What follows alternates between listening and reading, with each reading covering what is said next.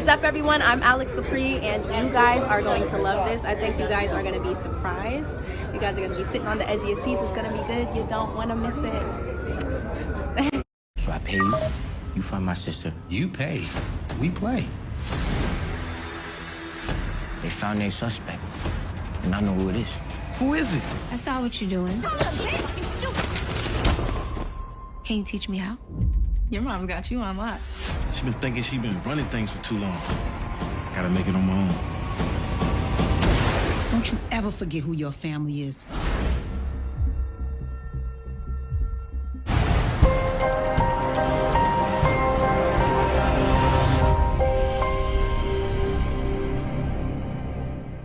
What's going on, fam? It's your man VACAY-J, and if you're loving Power Book 2 Ghosts, definitely go ahead and subscribe and absolutely like and comment below.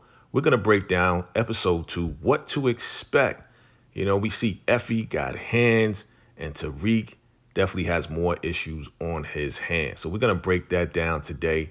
Now, listen, they kicked off the season 1 really, really well. It was a solid episode. And now we're going to break down what to expect for episode 2.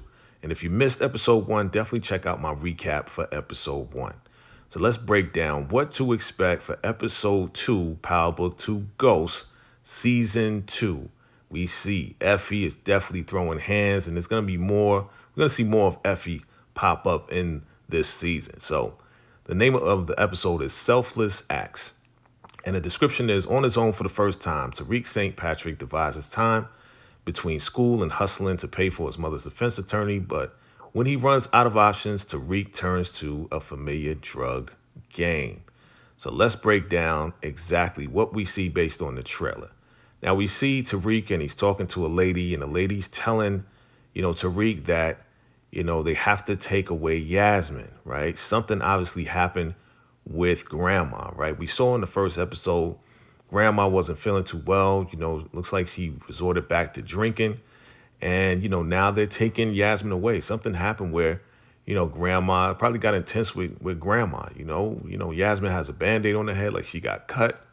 So it's obvious that grandma cannot take care of Yasmin anymore. And probably Yasmin ran away. Tariq, she asked Tariq to stay with him, but Tariq has to go to school and everything, and she probably ran away. And, they definitely caught her up and, and called in Tariq, and they're like, listen, Tariq is like, that's my family. You can't take her away.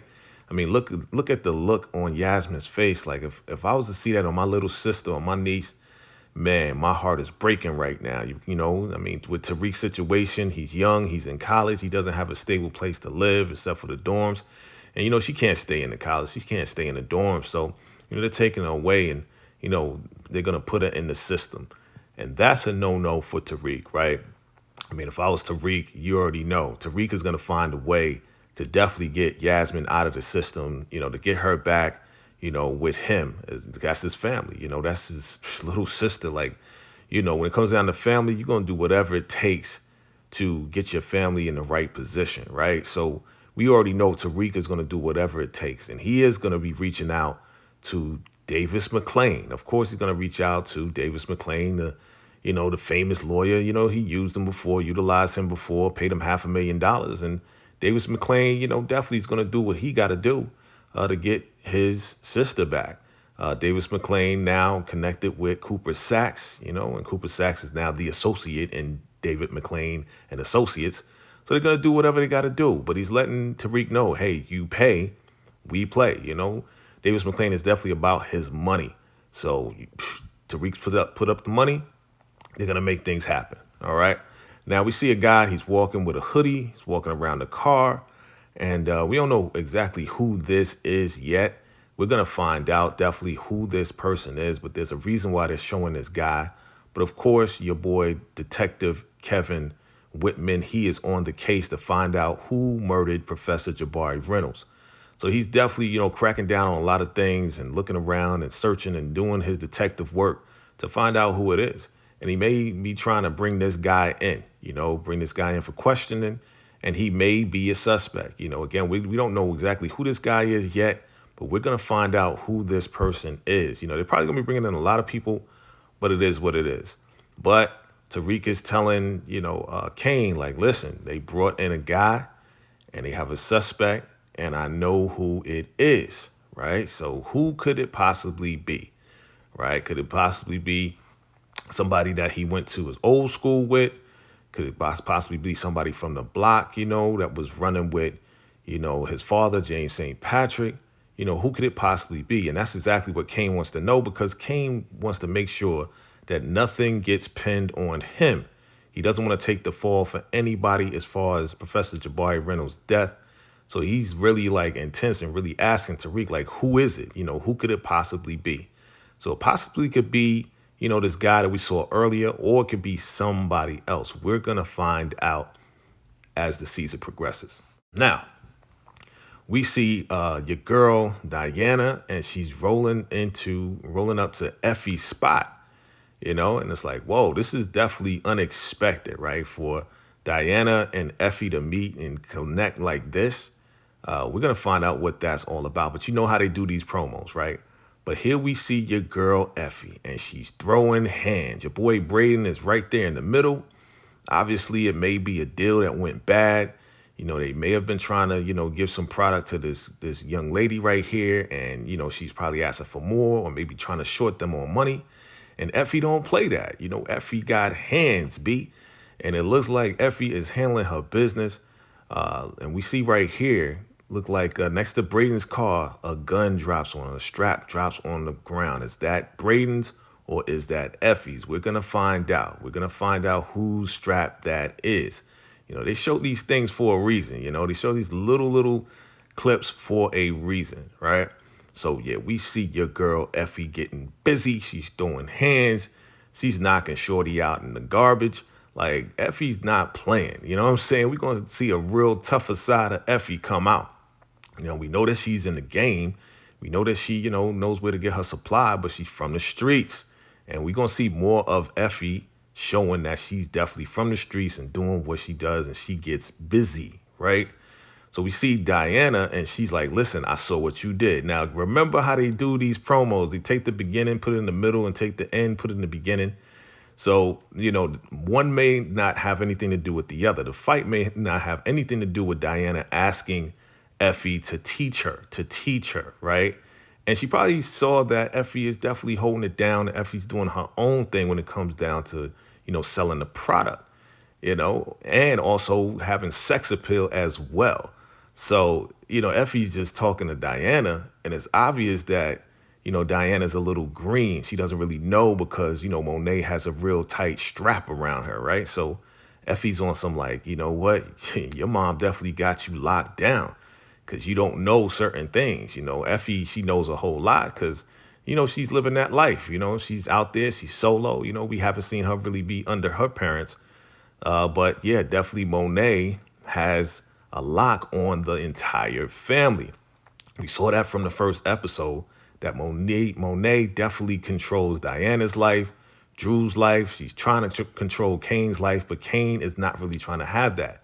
And Cain is, obviously telling probably Mecca like, yo, Monet thinks that she has control over everything, you know what I'm saying? And being that it's like that, Cain is like, yo, I got to go out on my own. I got to do my own thing. And he's going to definitely connect more with Mecca in order to make that happen. So he's definitely going to still be in the game. And Mecca's going to be, supplying him with whatever it is. And slowly but surely, Cain is going to prove himself more so to Mecca. So Mecca will trust him more. He'll give him more product. And definitely, Cain will be on top.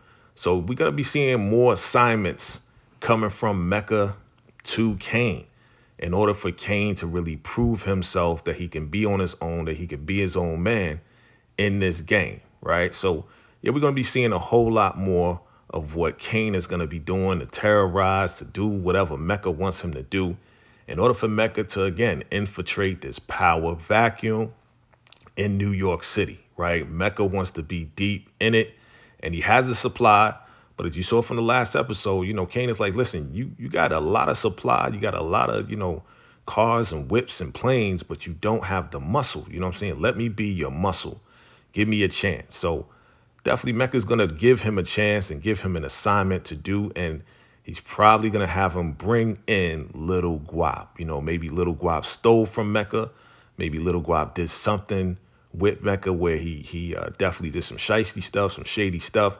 So he's probably going to be bringing in Little Guap to see Mecca, right? So Kane is going to have to go out and do his thuggery, right? He's going to do his thug thizzle for Mecca. We're going to see more, of course, of your boy Tariq going through it, right? He be having these flashback memory nightmares and attacks and everything else like that. He's going through it mentally, you know, and emotionally because, again, he got a lot to deal with, man. You know, he got a lot to deal with. His mother's in witness protection, can't get in contact with her. You know, grandma, something's happening with grandma and something's happening with Yasmin. She's being taken away. So we see now with Kane, Kane is definitely practicing. He's like, I got to be on my own. I got to practice up. You know, I got to be on point with everything. You know, Mecca gave him this gun here and he's, you know, definitely practicing, you know, shooting some rounds off with the strap, right? So absolutely, we're going to see more of Kane definitely trying to prove himself to be, you know, definitely an asset to Mecca. So he got this strap and he's doing whatever he needs to do in order to be in place. But he wants to be on his own, but something's going to happen where it's going to scare Kane. And Kane is probably going to go to Monet like, listen, you know, I just want us to roll together. I want us to, you know, be back together as a family. And, you know, she's probably feeling like, okay, you need me now. He's probably going to try to make her feel that way. Something must have happened where he, you know, she allowed him to come into the house and now they're talking. And Monet is like, listen, don't you ever forget your family. Don't you ever forget your family. And by the look of Kane, you know, he's looking down on the floor. He's looking like he's ashamed of something, like he looked like he really messed up. So we're going to see exactly what happens with this scene right here and why he's looking down, why he's looking shameful or whatever the case is. But he's really probably on a level like, yo, I really need your help as far as moving this weight. So he's going to go to Monet for help. He's going to go to his mom for help and see if they can collaborate with this whole deal, right? All right. So that is what to expect for episode 2.